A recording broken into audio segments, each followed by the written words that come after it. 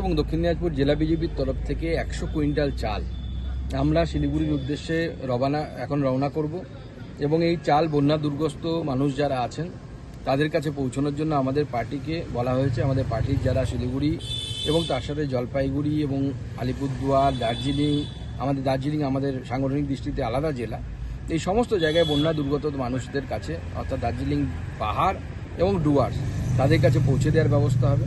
শুধু এই নয়, এর সাথে সাথে আমি কাল যখন আজকেই রাত্রে শিলিগুড়ি পৌঁছে যাচ্ছি, আমি আরও কিছু ড্রাই ফ্রুটস অর্থাৎ শুকনো খাবার, সেই শুকনো খাবার আমি নিয়ে যাব এবং সেখানে নিয়ে গিয়ে বন্যা দুর্গতদের সাহায্যে সেটা বিলি করা হবে। এবং আমরা এইভাবে মানুষের পাশে দাঁড়ানোর জন্য সবসময় বদ্ধপরিকর আছি। আমরা চাইছি যারা মানুষ বন্যা বিধ্বস্ত আছে তাদের পাশে সরকারও দাঁড়াক, আমরাও আমাদের দাঁড়ানোর যতটুকু সামর্থ্য সেই অনুসারে আমরা চেষ্টা করছি। সে বিষয়ে আপনাদেরকে পরে আপডেট করতে পারবো, এই মুহূর্তে আপডেট করার জায়গায় আমি নেই। উপযুক্ত সময় আপনারা জানতে পারবেন যে উনি আসছেন। চিন্তা ভাবনা চলছে খগেনদাকে যদি এমসে নিয়ে যাওয়া প্রয়োজন মনে হয়, ডাক্তারবাবুরা যদি প্রয়োজন মনে করেন, তাহলে খগেন মুর্মুকে আমরা এমসে নিয়ে যাব।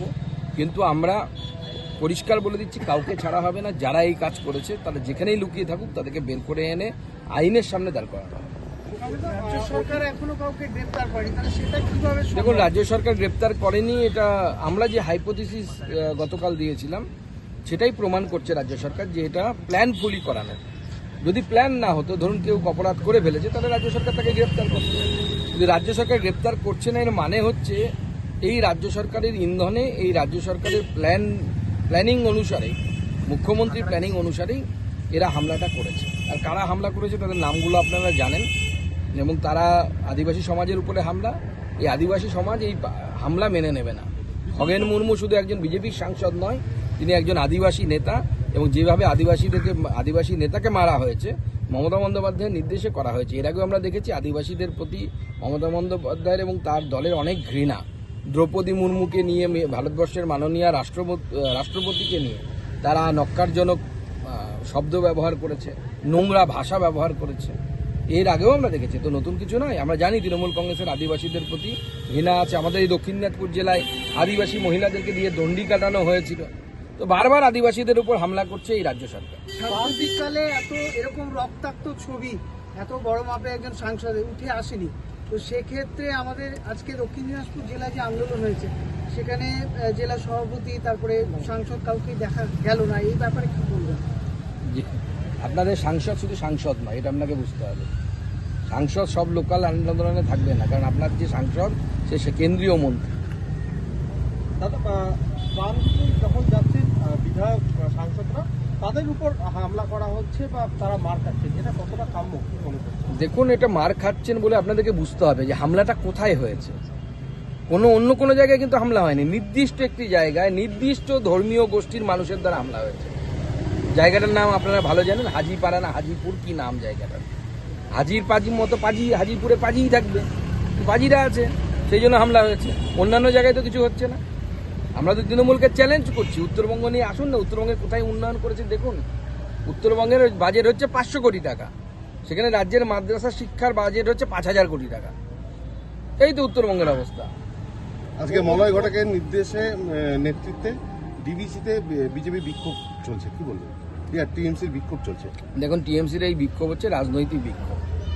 টিএমসি এখনো প্রমাণ করতে পারেনি যে গতবারের থেকে বেশি জল ছাড়া হয়েছে।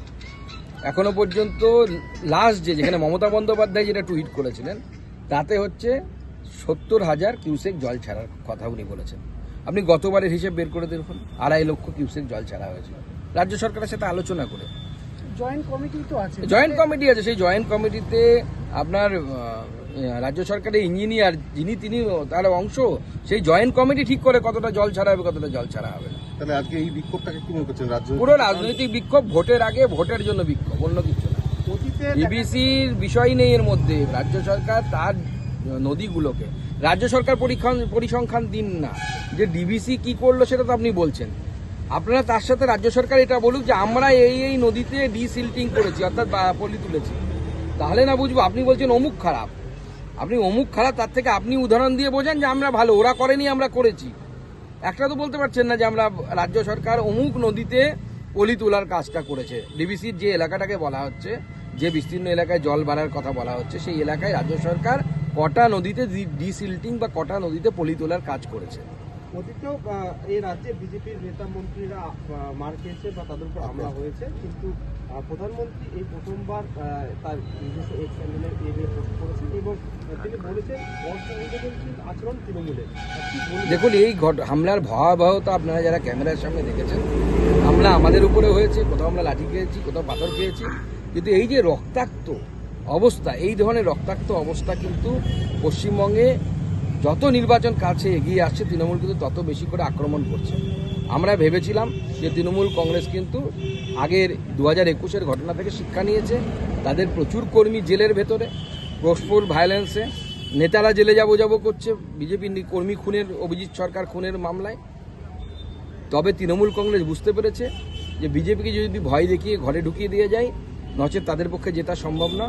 আমি গ্যারান্টি দিচ্ছি বিজেপি এর ফলে ঘরে ঢুকবে না, উল্টে আরও তেড়ে ফুড়ে রাস্তায় নামবে। তদন্তের অপেক্ষা না করেই প্রধানমন্ত্রী এই ধরনের মন্তব্য ন্যারেটিভ ছড়াচ্ছে মুখ্যমন্ত্রী বলছে। দেখুন, তদন্তের তো কোনো প্রয়োজনই নেই।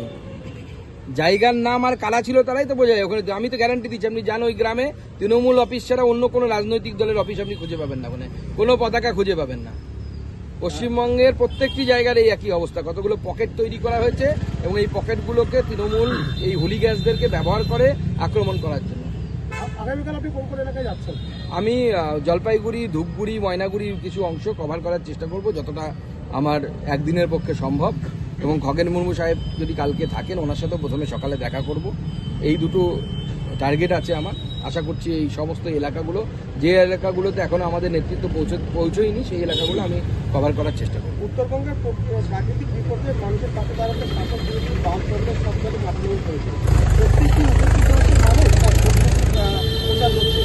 দেখুন, কারা কি করছে জানি না, কিন্তু বিজেপি প্রথম দিন থেকেই পাশে আছে। বিজেপির বিধায়ক, সাংসদরা, আমাদের রাজু বিষ্টা নিজে সাংসদ দার্জিলিংয়ের, তিনি নিজে ডাক্তার দেখাতে দিল্লি গেছিলেন, তার কোমরে প্রচণ্ড ব্যথা একটি সমস্যা হয়েছে, তিনি সেখান থেকে ফ্লাইট থেকে আবার ব্যাক করে সঙ্গে সঙ্গে এসে রাত থেকে নেমে পড়েছেন কাজে। আমরা মানুষের সাথে আছি, মানুষের পাশে আছি। আমরা দেখতেও পাচ্ছেন এই দক্ষিণ দিনাজপুর জেলার উত্তরবঙ্গের একদম কোনায় অবস্থিত জেলা, সেখান থেকেও আমরা 100 কুইন্টাল চাল, কালকে আমি ড্রাই ফ্রুট নিজে আজকে রাত্রিবেলা পৌঁছেছি ড্রাই ফ্রুটস নিয়ে, শুকনো খাবার নিয়ে। আমরা মানুষের পাশে আছি, সাথে আছি, বিজেপি মানুষের সাথে আছে, পাশে আছে। মুখ্যমন্ত্রী বলছেন যে গতকাল যে ঘটনাটা করেছে সাংসদ, বিধায়ক, বিজেপি তারা পুলিশকে না জানিয়ে গেছে, তার জন্য। দেখুন, এই ধরনের অপদার্থ প্রশাসন আমার মনে হয় থাকার থেকে না থাকা ভালো। এতজন সাংসদ বিধায়ক যাচ্ছে আর সেই খবর যদি পুলিশের কাছে না থাকে, তো পুলিশের অপদার্থতা। আপনার আইবি বা ইন্টেলিজেন্স বলে তো একটা ডিপার্টমেন্ট আছে না, ওটা বিক্রি করে দিয়েছে বাংলাদেশের কাছে, আমরা যাই না। প্রত্যেক জেলাতে আছে বলে তো শুধু জানতাম আমরা, আইবি, ডিআইবি বলতাম আমরা আগে, এখনো ডিআইবি নাম আছে। তারা কি করে? যেখানে মার খাচ্ছে তার পাশে তো পুলিশকেও দেখা যায়। হ্যাঁ, পুলিশ দাঁড়িয়ে আছে। কিছুক্ষণ আগে এসপি আর ডিআইজি ওখান থেকে ঘুরে এসছে, পুরোটা প্ল্যান ফুলি করা হয়েছে, নাহলে কেউ অ্যারেস্ট হতো না। এবং আমরা বলে দিচ্ছি, আমি জলপাইগুড়ি গিয়ে আমি আমার জেলার নেতাদেরকে বলবো এদের ছবি দিয়ে, আমাদের পার্টির ফোন নাম্বার দিয়ে জলপাইগুড়ি শহরে টাঙানোর জন্য। যেদিন জলপাইগুড়িতে আসবে যদি পুলিশ না ধরে, তাহলে আমাদেরকে যেন খবর দেয়, আমরা ব্যবস্থা করব। উত্তরবঙ্গে যে এই যে বিপর্যয় প্রত্যেকবারই দেখা যাচ্ছে, কোথাও কি ব্যাপক হারে গাছ কাটা, যে সরকারের অবহেলা এই ঘটনায় পুরো উত্তরবঙ্গটাকে লুট করা হচ্ছে। গাছ আপনারা দেখেছেন, হাজার হাজার গাছের গুড়ি জলের মধ্যে ভাসতে ভাসতে গিয়েছে নদীর পথ দিয়ে। কোথা থেকে এলো? লিগাল গাছ কি ওগুলো, নাকি ইল্লিগালি কাটা হয়েছিল? নদীর বালি তুলে, পাথর তুলে শেষ করে দেওয়া হচ্ছে। এর আগে একবার আমাদের বিধায়করা প্রতিবাদ করতে গেছিল, তাদের উপর হামলা করেছিল এই বালি মাফিয়ারা, প্রত্যেকে তৃণমূল কংগ্রেসের সাথে যুক্ত। কয়েক হাজার কোটি টাকার দুর্নীতি গোটা উত্তরবঙ্গ জুড়ে হচ্ছে। উত্তরবঙ্গের জিএসটি চুরি করা হচ্ছে, উত্তরবঙ্গকে সম্পূর্ণভাবে লুট করা হচ্ছে।